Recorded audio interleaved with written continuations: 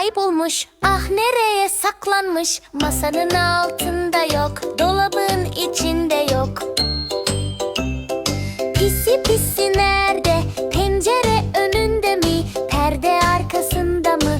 Kapı köşesinde mi? Gel pisi, buraya gel, mamalar seni bekler. Bahçe duvarında mı? Ağacın dalında mı?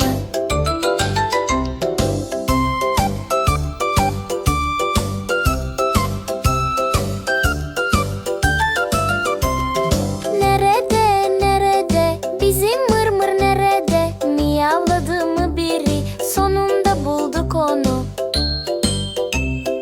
Yatak altına girmiş, derin uykuya dalmış. Rüya gördükten sonra geri nereye uyanmış? Gel pisi, buraya gel, mamalar seni bekler. Bahçe duvarında mı? Ağacın dalında mı?